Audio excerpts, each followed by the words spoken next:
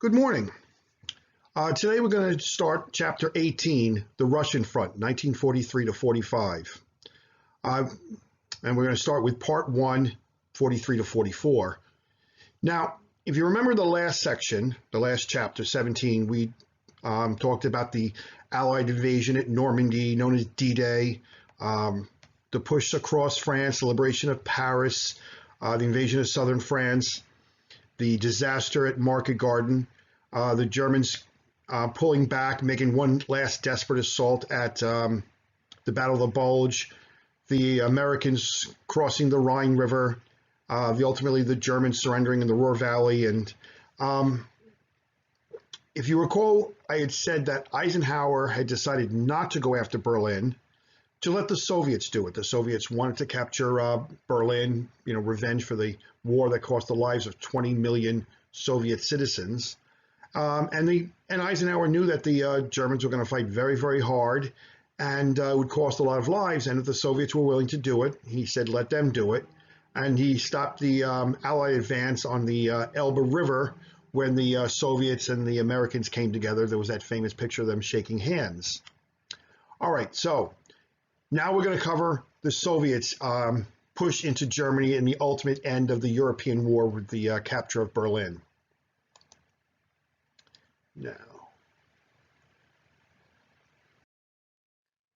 so we're going to start with the Russian Front, 1943.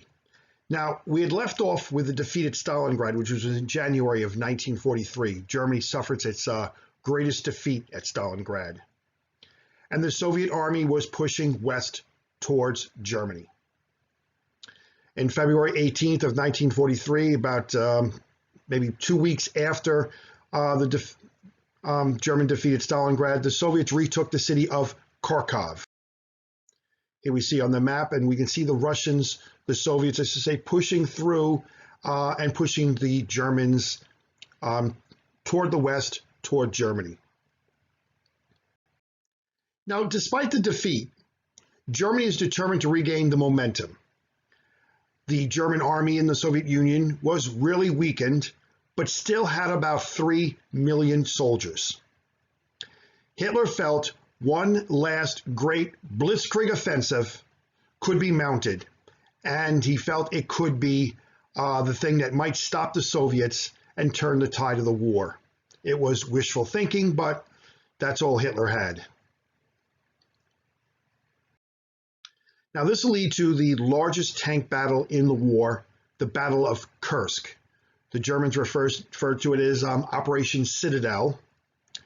And their plan was to drive north, retake the city of Kharkov. The Soviets would then be forced north to the city of Kursk. The Germans would attack from the north and the south in a pincer move, cutting the Soviets off and forcing them to surrender. Show you here on the map, the Germans would first retake the city of Kharkov. And then from there, the plan was to circle behind the Soviet army in Kursk and defeat them. That was the plan. Didn't exactly go that way. When the Germans did make the attack, they only pushed in part of the way before the Soviets stopped them, and that's as far as they got.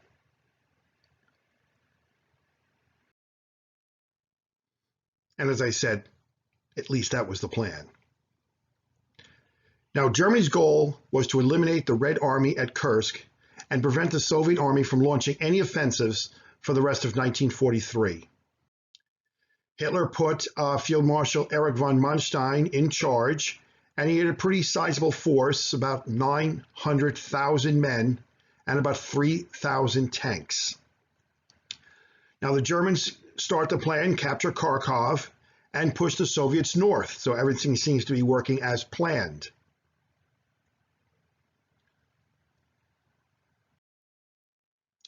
Now on July 5th, 1943, the German army attacks the Russians near Kursk. Here we see a couple German Panther tanks. And of course, they had their very strong Tiger tanks. Here we see some more Tiger tanks. And the Tiger tanks pushing across the wheat fields. Here we see, this was the what the Germans called the Elephant. It was a tank destroyer. It doesn't have a turret. You can see it just faces in one direction. That way they can put a bigger gun inside. They don't have to worry about the turret turning around. It was actually nicknamed the Ferdinand after its designer, Ferdinand Porsche, the man who designs the sports cars. They only made 91 of them. They were very expensive. They were very heavy, 65 tons. They used 89 of the 91 at the Battle of Kursk. They only lost 13 of them, knocked out. This was one of the 13 that was knocked out of action, but not before they destroyed 320 Soviet tanks. They stopped making them after 43. They were just too big and expensive, and they started going to a lighter tank destroyer. But these were the huge Ferdinands. Now, the attack is stopped after only 4 days by the Russian defenders. Hitler ends it in a week because the Allies have just invaded Sicily, and he needs to send troops to Sicily, so he actually ends the operation. This was the first time in the war that the Germans are stopped before they break through the enemy's defenses. Here we see Soviet soldiers in the Battle of Kursk fighting back against the Germans.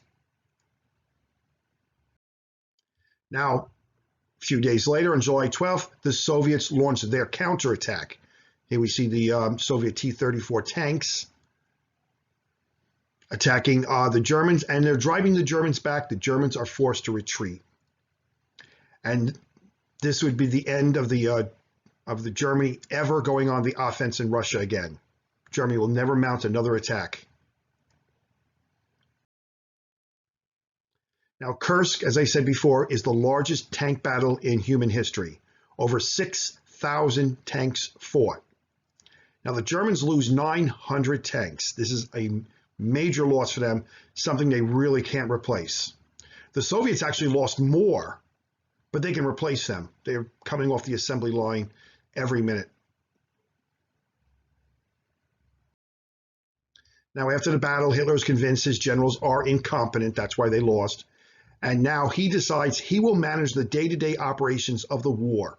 So he's going to be calling the shots from now on. Now, after the Battle of Kursk in the summer of 1943, Germany was on the defensive for the rest of the war on the Russian front. By the fall of 43, the Soviet Red Army pushes the Germans back 150 miles to the Dnieper River near the Russian Soviet city of Kiev. In November, the Soviets take Kiev, the capital of the Ukraine. This was the last major Russian city under German control. This was the Soviets crossing the river. You see the sign there, and that's actually Kiev written in the Cyrillic alphabet. Here they are marching. These are the Soviets marching into Kiev. And here we see the German prisoners being marched out. If you're curious about that statue, it's I looked it up. It's a 17th century Ukrainian crown prince by the name of, and I'll see if I can get this right, Chelminsky, or Chelmininsky, I guess. So that's him up there. The statue, I looked it up. It's still there today. Now, the winter of 43-44 was very mild compared to the past Russian winters over the last couple of years. They don't get the ice and snow as much as they get lots of rain. And of course, lots of rain means lots of mud. Now, November of 43, Roosevelt, Churchill, and Stalin meet in Tehran, and they're going to make the plans. This was the first meeting of what they call the Big Three. And they discussed the plans for the invasion of France, which would eventually become known as the D-Day invasion. And the idea was to take pressure off the Soviets. Stalin has been pushing for what he called a second front to take pressure. The Germans would then have to use more troops in France to defend against the Allies, and it would take pressure off and help the Soviets then, he feels, to win. All right, now we're going to talk about 1944, the Russian front. Now, the Germans struggled to hold their positions against relentless Soviet attacks. the Soviets had 5.7 million soldiers, twice what Germany had. They had a superiority in tanks, planes, and artillery. And the Soviets had more coming every day, and the Germans didn't. Germany had few men left to fight. They had fewer military weapons due to the Allied bombings of German factories. By January 18th of 1944, the Soviets break the siege at Leningrad that had lasted 900 days. So the Soviets start a spring offensive. They push into the Ukraine. The Germans are thrown into retreat. Hitler fires 2 more generals. Now on June 22nd, a new Soviet offensive pushes west. This was to coincide with the D-Day invasion that was occurring in France. In less than 2 weeks, nearly 70% of Army Group Center is destroyed. Heavy losses for Germany, 400,000 men lost. This was more than they lost at Stalingrad. Everywhere, the Germans are retreating. On July 13th, the Soviets crossed the Polish border. They actually have pushed Germans pretty much out of the Soviet Union.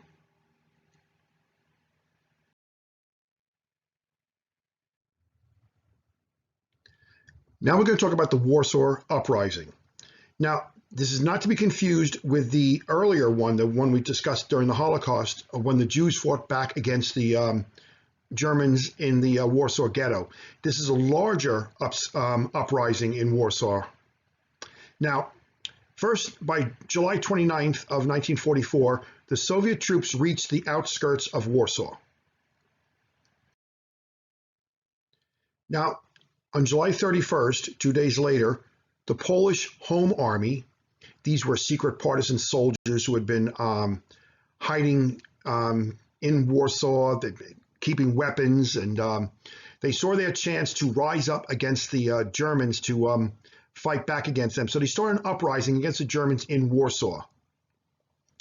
They captured, they did quite well. They captured some German equipment, tanks. Here we see a German half-track that was captured by the Polish army. You can see they're flying the Polish flag. They were all civilians. Maybe some of them might have been in the Polish army originally, but they were mostly civilians with weapons that they managed to smuggle into Warsaw. And they fought very well against the Germans. And, you know, in conjunction, they were waiting for the Soviets to come in, help them out, and then they would together defeat the Germans. You know, as I said, they captured the city in 4 days. They expected help from the Red Army. But Stalin orders the Soviet army to stop and not to enter Warsaw and not to help them. The German army circles Warsaw and starts to retake the city. Here we see the German army. These were mostly SS troops fighting their way into Warsaw, fighting against the Home Army.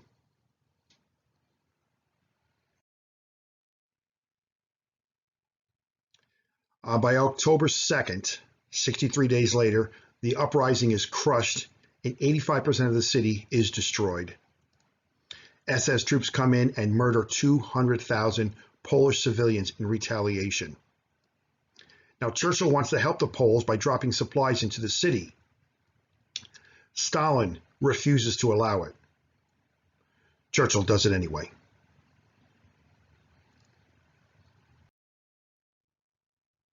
Now, the Warsaw Uprising Monument was unveiled in 1989. It shows the Home Army coming out of cellars and the underground to fight back against the Germans. It was not open to 1989. That's the same year that the fall of communism in Poland, and because certainly the Soviets were not going to commemorate this, even though that they weren't involved in it. It was kind of an ugly, embarrassing situation for them. So 1989, the Polish government, freed from the Soviets after the Cold War, decides to erect this monument.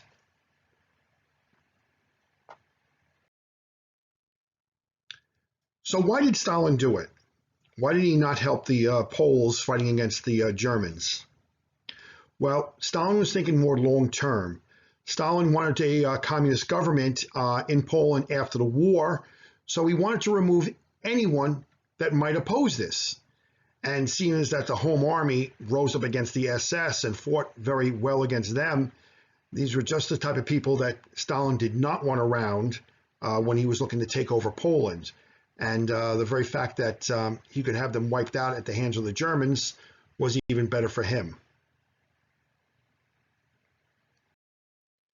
Now, August 20th, the Soviet troops enter Romania. Now, Romania, which was had decided to fight with Germany, immediately switched sides and joins the Soviets. On September 24th, Soviet troops enter Czechoslovakia. Here we see a Soviet tank driving through the streets of Prague. October 10th, the Soviets capture Warsaw. And on November 23rd, the Soviet Red Army enters Germany. Now, the end of 1944 looks very bad for Germany. The Soviets are pushing west towards Berlin, and the Germans don't seem to be able to stop them. Also, during this time, Germany is losing badly during the Battle of the Bulge.